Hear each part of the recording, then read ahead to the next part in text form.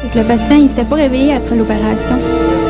Fait que, il faisait des arythmies cardiaques là aussi. On l'avait massé, défibrillé à plusieurs reprises. Puis quelques jours après, un coup qui était mieux, il a vu une infirmière passer dans le corridor, puis il a dit « Viens ici ». Puis c'était l'infirmière qui l'avait massé. Puis il s'en est rappelé après, puis là, il était capable de nous dire qu'est-ce qui s'était passé, qui était là, qui avait fait quoi. Sa femme qui était dans la salle d'attente, qui pleurait, il l'avait vu. Il disait qu'il volait au-dessus de nous autres, puis il nous avait toutes vus. Le patient était en arythmie maligne mortelle, était en arrêt cardiaque.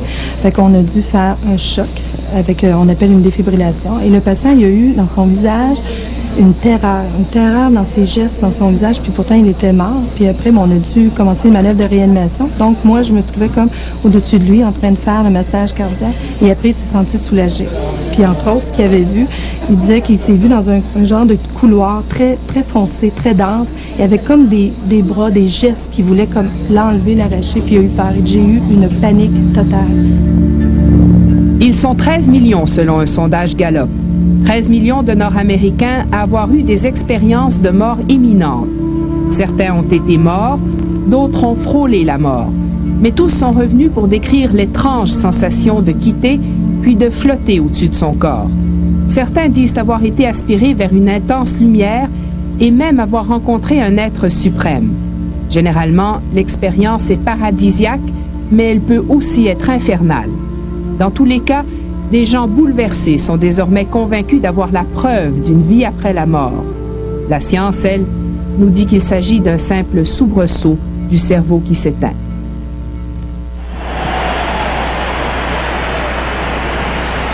C'est assez émotionnel pour moi de parler de mes accidents parce que ça a compliqué ma vie extraordinairement. Le fait d'avoir tombé sur la patinoire, me briser la colonne vertébrale. Je voyais mes rêves, mon rêve de jouer dans la Ligue nationale s'effondrer. En 1961, la carrière de Rodrigue Gilbert faillit s'éteindre quand il se brise le dos. Mais après une greffe et 8 mois en réhabilitation, son rêve se réalise enfin. Il est repêché par les Rangers de New York. 4 ans plus tard, son entraîneur, Emile Francis, fonde tous ses espoirs sur lui. Il est la vedette des Rangers. Mais un soir, contre Boston, son passé le rattrape en une fraction de seconde. J'ai été frappé, puis j'ai perdu les jambes. Les deux fois, les jambes me paralysaient. Nouveau médecin, nouvelle greffe au dos et nouveau séjour à l'hôpital. Cette fois, on ne lésine pas avec les antibiotiques. Ça faisait 16 jours que je ne mangeais pas de solide. Et puis les pilules d'antibiotiques, je ne pouvais pas les digérer. Et puis je me suis étouffé. Alors, je suis plus capable de respirer, puis étouffé complètement. Et puis la garde malade arrive dans la chambre et Francis, il était étouffé, regardez, j'étais bleu. Et puis je l'entendais parler. Fait que là, elle prend mon pouls, puis savoir ma pression, puis tout ça. Et elle dit, on l'a perdu. Son cœur est arrêté. Là, elle commence à crier. Puis là, l'instructeur était tout excité. Mais Francis, il dit, oui, mais ramenez-le, faites-le ramener, c'est mon meilleur joueur.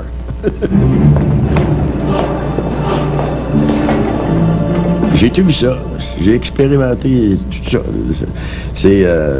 C'est une expérience très paisible pour moi, si tu veux, parce que y a rien, là. Après la mort, j'étais pas parti trop loin, tu sais. Mais vous étiez comme au-dessus de votre corps? Au-dessus, j'étais dans la chambre.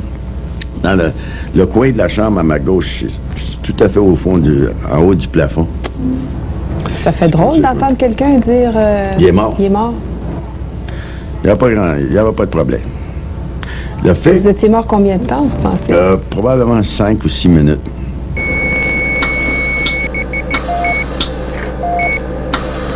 Je voulais revenir parce qu'il m'avait ordonné de revenir, puis c'était mon coach. Est-ce que c'est cet incident-là qui vous fait croire qu'il y a de la vie après la mort puis qu'il n'y a pas à avoir peur de ça? Absolument. Ça a devenu beaucoup plus clair pour moi que le corps peut partir à n'importe quel temps, mais l'âme va rester continuellement. Et maintenant, pour l'équipe du Canada, Armé d'une nouvelle détermination, il jouera encore 14 saisons dans la Ligue nationale et deviendra le meilleur marqueur dans l'histoire des Rangers.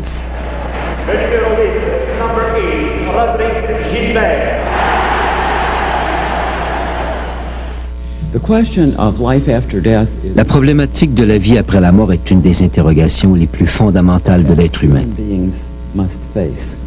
En 1975, 11 ans après l'accident de Rodrigue Gilbert, Raymond Moody publie La vie après la vie, qui se vend à plus de 10 millions d'exemplaires. Dès mes premières entrevues avec des gens qui avaient vécu des expériences de mort imminente, il y a 35 ans de cela, j'ai remarqué qu'ils pensaient être les seuls à avoir vécu une chose pareille. Et ils hésitaient à les raconter de peur d'être ridiculisés. Selon le Dr Moody, les expériences de mort imminente existent depuis toujours. Mais il a été le premier scientifique à les nommer, ce qui a créé autour du phénomène un engouement parfois suspect, mais aussi une certaine crédibilité. Robert Leroux est psychiatre à l'Institut de cardiologie de Montréal. Alors, un jeune médecin aujourd'hui ne rirait pas si un patient lui raconte une expérience de mort imminente. Non, j'ai l'impression qu'il prend ça très au sérieux, hein, je peux vous dire ça, et avec beaucoup d'attention. Il y a quelques années... je pense qu'il y a quelques années, on mettait ça peut-être un peu sur le compte de la folie ou sur le compte d'un dérangement cérébral, ou enfin, quelque chose à oublier, puis on avait passé à des choses plus sérieuses, je crois. How can the minister justify to limit Pam, can you describe to us the Pam, comment étiez-vous avant que tout ça vous arrive? What kind of person were you? Frénétique et sans doute un peu superficiel, bien que guidé par de solides valeurs. Pam Barrett est une des femmes les plus en vue à Edmonton. Il y a encore quelques mois, comme chef du Parti néo-démocrate, elle était la conscience sociale de l'Alberta. Et en vue des élections, elle voulait se faire blanchir les dents. Je lui disais, David, ça me fait mal, plus d'anesthésiant. Je lui ai dit, David, je ressens encore de la douleur. Et il était d'accord. Alors, allons-y pour une autre dose. Mon corps se soulève, raide comme un piquet. Oh, mon Dieu, je vais mourir. Et à partir de là, tout était au ralenti. I felt like I was going in like this. Then all of a sudden she just went. Soudainement, elle est devenue silencieuse, pâle. Et son corps, qui était comme ça sur la chaise, est devenu tout droit, horizontal, complètement plat. La contraction l'a soulevée de la chaise et après elle est retombée. Elle semblait normale, bien qu'elle paniquait parce qu'elle ne pouvait plus respirer.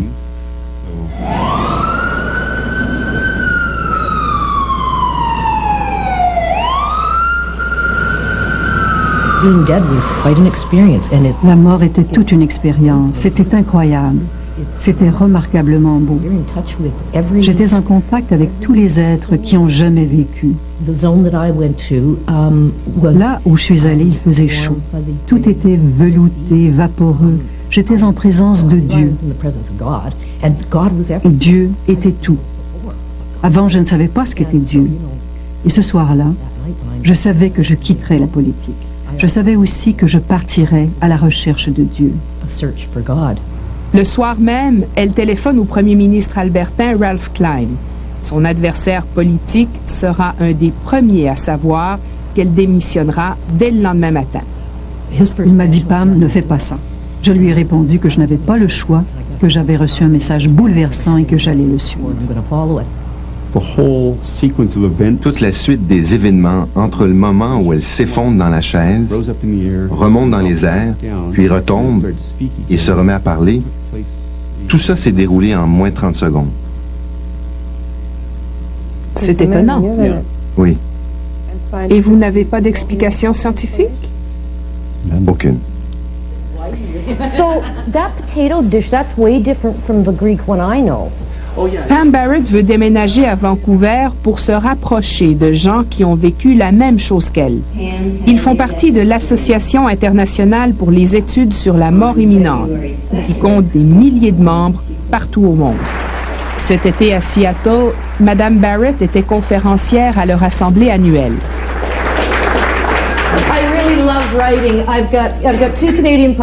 Aujourd'hui, toute la vie de Pam Barrett tourne autour des expériences de mort imminente.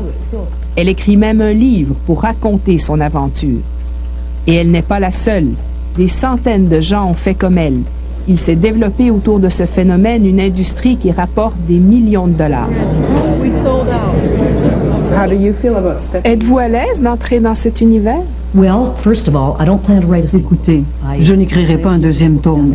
Je vais faire un livre et c'est tout. Je n'ai pas envie que ça devienne une entreprise de profit à long terme. Il y a des auteurs qui le font, ça m'énerve, mais c'est leur choix, je suppose. That's their path, I guess. It changes your life so Ça change une vie du tout au tout. On ne peut plus être la même personne. Des fois, c'est difficile d'expliquer comment on a changé, mais on comprend très clairement que notre corps n'est qu'une enveloppe et que l'âme est tout. Your soul, that is everything, and it is part of everything. Et c'est très réconfortant. Le 2 juin 1990, le dentiste Jean-Pierre Parent perd connaissance chez lui, à Joliette. À l'hôpital, les médecins diagnostiquent une hémorragie au cerveau dont les effets seraient irréversibles. Il est maintenu en vie artificiellement et transporté à l'hôpital Saint-Luc de Montréal comme donneur d'organes. Une infirmière aux soins intensifs qui m'a dit que je lui avais fait la peur de sa vie. Parce qu'on lui avait expliqué qu'il y avait un jeune homme de 33 ans qui était décédé, c'est un donneur d'organes, d'aller le préparer pour la cueillette d'organes, de le raser. Quand je suis arrivé avec ma canne, mon rasoir et ma canne à raser, pour te raser l'abdomen, la poitrine, si tu ouvrais les yeux, tu m'as dit bonjour. J'ai crié, moi, il était supposé être mort, le gars, mais il parlait, là. Il était pas aussi mort qu'il était supposé être. Et là, je suis revenu à moi. Combien de temps ça a duré? 6 heures. 6 heures entre le moment où on vous a déclaré cliniquement mort et le moment où je suis revenu à moi. Et le moment où vous vous êtes réveillé. Cependant, moi, j'étais conscient d'une conversation qui s'est tenue au pied de mon lit où le neurochirurgien expliquait à mon frère Yvon que l'hémorragie que j'avais, elle était fatale et incontournable. Et on va enclencher les manœuvres de cueillette d'organes d'ici 2 à 3 heures. Je me souviens d'avoir entendu cette conversation-là. Et je me souviens surtout comment j'ai réagi. J'ai pas pu parler parce que cliniquement, j'étais incapable de parler. Mais je leur ai dit en pensant à tous les deux de manger de la marde. Ils se trompaient et que quand ma fille arriverait l'automne, j'étais pour être sur mes 2 pieds. Je suis convaincu que si j'étais le moindrement dépressif cette journée-là, j'aurais accepté la conversation des gens autour de moi, comme quoi qu'il n'y avait aucun espoir possible et je me serais probablement laissé aller. Mon esprit m'aurait quitté. Alors que mon esprit, là, je le tenais à 2 bras très forts, qui restait là. Jean-Pierre Parent croit que son désir de connaître sa fille, qui allait naître à l'automne, l'a fait revenir à la vie. Ça, c'est la copie du dossier de mon dossier médical, oui.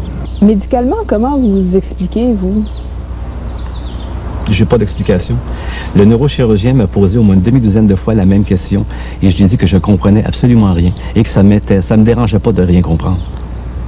Je ne crois pas qu'il y ait quelque chose à comprendre pour moi dans ça. Ce que je sais, dans tout ce que moi je réalise dans tout ça, c'est que je suis bien, j'ai toujours été bien, je n'ai jamais été en situation de problème où j'étais inquiet. Et c'est peut-être ça qui m'a, dans le fond, sauvé. Je n'ai jamais considéré l'événement comme étant grave. Quelques mois après son accident cérébral, le docteur Parent a repris le cours normal de sa vie. Et malgré tout ce qui lui est arrivé, il signe toujours sa carte de don d'organes.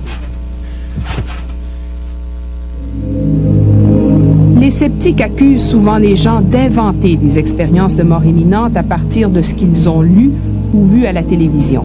C'est pourquoi les chercheurs s'intéressent tant aux récits d'enfants qui peuvent difficilement avoir été inspirés par des livres sur le sujet. Il m'a dit « Maman, j'ai quelque chose à raconter, puis je suis pas fou. » J'étais au ciel, puis avec mon lit. C'était assez dur. Avec quoi? J'étais dans mon lit. Là, j'ai vu mon grand-père qui me tenait la main, puis il m'a dit « Tu vas guérir. Puis j'ai vu Dieu, là, il était devant moi, devant du lit. Il m'a pas parlé, mais je savais qu'il me disait que j'allais retourner sur Terre, puis que j'allais guérir. Puis là, je suis revenue. Puis après ça, tout a bien été. J'ai pas eu de problème. Je suis revenue. Puis les médecins ont été bien surpris de ça. Nous sommes en 1980 à l'hôpital Sainte-Justine de Montréal. Éric Bourgeois a 11 ans. Atteint de leucémie, il se remet d'un arrêt cardiaque qui a failli lui coûter la vie. Ses médecins lui demandent d'enregistrer sur vidéo le témoignage qui les étonne tant. Puis toi, comment tu te sentais?